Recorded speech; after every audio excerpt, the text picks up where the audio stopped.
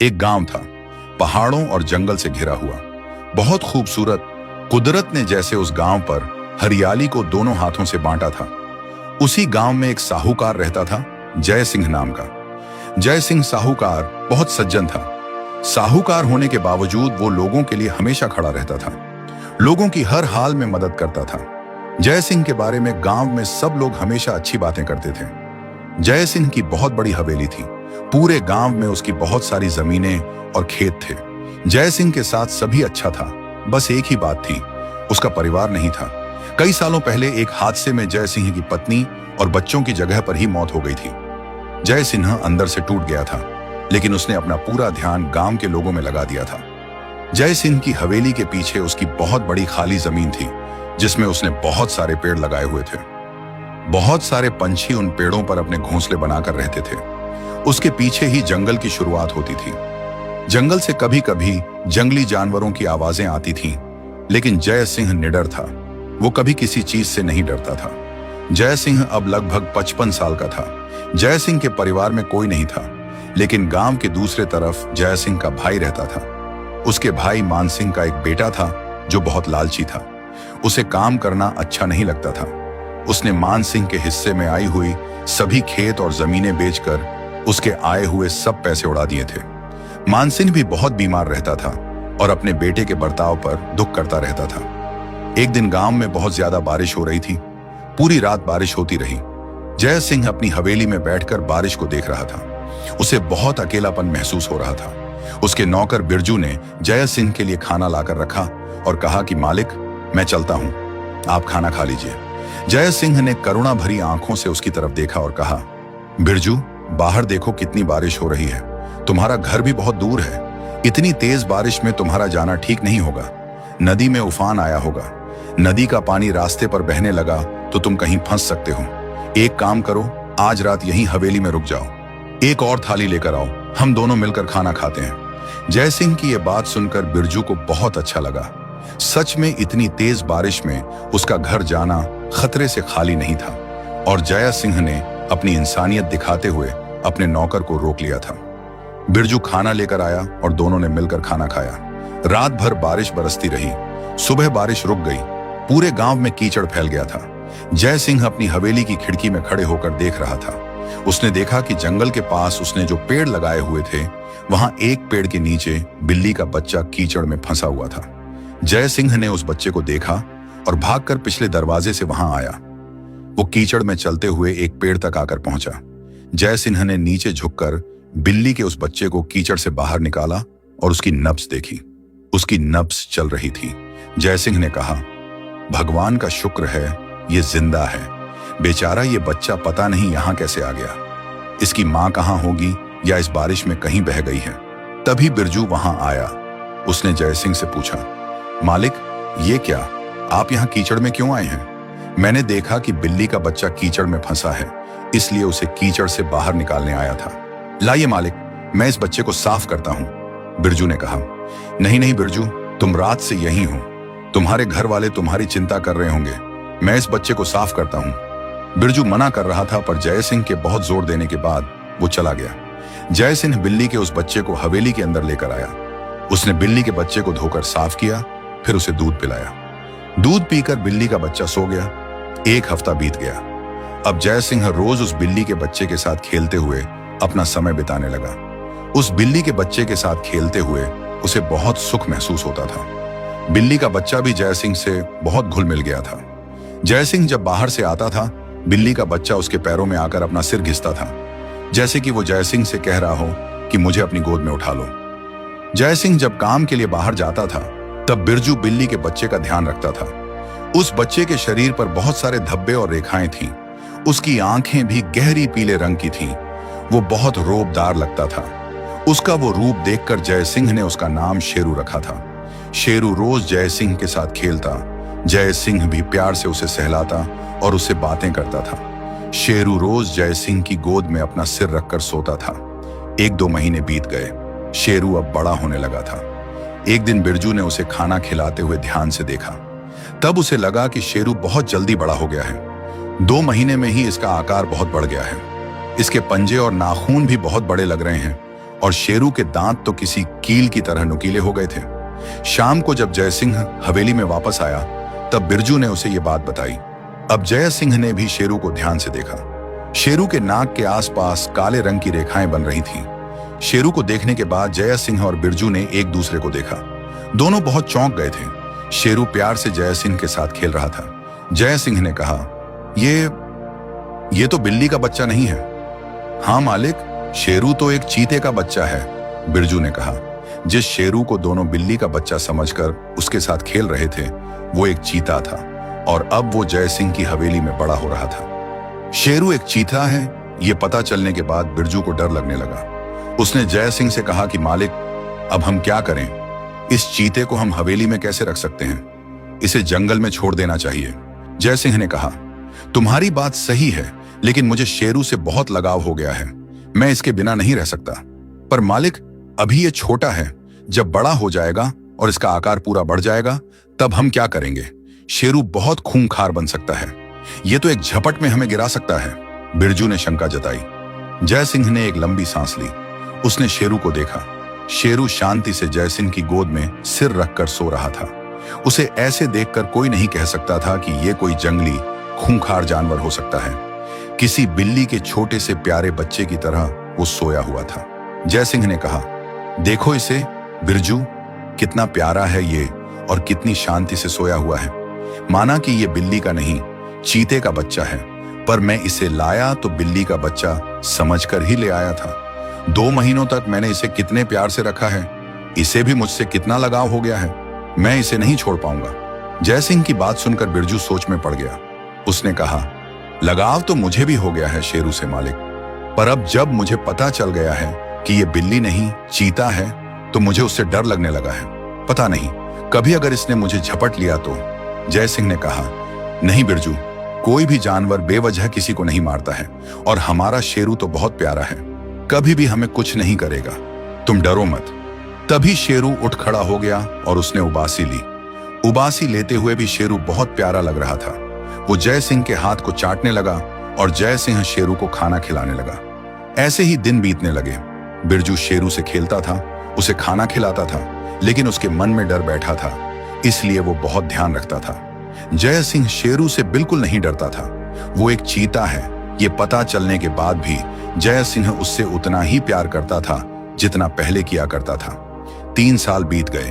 अब तक गांव में सबको पता चल गया था कि जय सिंह की हवेली में एक चीता है जिसे जय सिंह ने पाला है।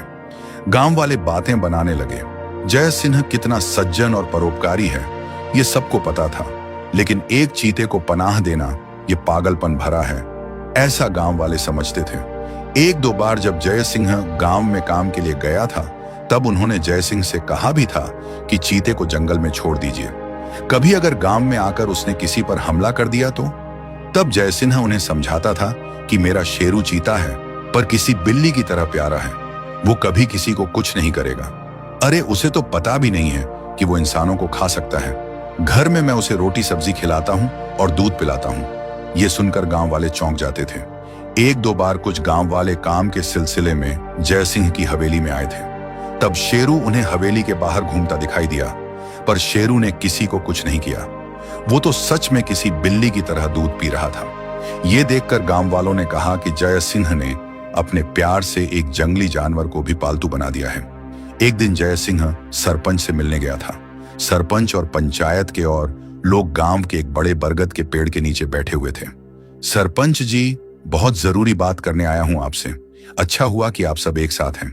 सरपंच जी, मेरी गांव के बीचों बीच जो जमीन है, मैं चाहता हूं कि उस जमीन पर एक अस्पताल बनवाया जाए, इसलिए आपकी इजाजत चाहिए। जय सिंह की ये बात सुनकर सरपंच जी खुश होकर कहने लगे, अरे इसमें इजाजत लेने की क्या बात है जय सिंह जी, ये तो कितना अच्छा प्रस्ताव है। जय सिंह जी, अगर ऐसा अस्पताल बन जाए तो गांव के लोगों की बहुत मदद हो जाएगी। सच में बाकी गांवों में साहूकार पूरे गांव को अपनी जायदाद समझकर लोगों के भोलेपन का और गरीब होने का फायदा उठाते हैं, वहीं आप अपनी जमीन का इतना बड़ा हिस्सा गांव को दे रहे हैं और बदले में आपकी कोई अपेक्षा भी नहीं है। सरपंच जी और बाकी सब जय सिंह की तारीफ करने लगे। जय सिंह ने उस जमीन के कागज सरपंच जी को दे दिए और कुछ ही दिनों में अस्पताल का काम शुरू हो गया। जय सिंह के भतीजे भैरव सिंह को यह बात पता चली। वो जय सिंह की हवेली में आया और उसने कहा, चाचा, आपने जमीन का इतना बड़ा हिस्सा गांव को दे दिया? हाँ भैरव सिंह, मेरी जमीन है जो मैंने गांव के लिए दान कर दी है। गांव में अस्पताल बनाना बहुत जरूरी है। अरे लेकिन आपने क्या ठेका ले रखा है गांव के विकास का? आपको किसने कहा था वो जमीन दान करने के लिए? भैरव सिंह ने पूछा। जय सिंह ने जवाब दिया, वो मेरी जमीन थी और मैंने दान कर दी। इसमें तुम्हें दिक्कत क्यों हो रही है? जय सिंह के इस सवाल पर भैरव सिंह भड़क गया और उसने कहा, क्योंकि आपके बाद आपकी सारी जमीनों और इस हवेली पर मेरा हक है। आपका कोई बेटा या बेटी नहीं है, इसलिए आपकी सभी जायदाद का वारिस मैं हूं।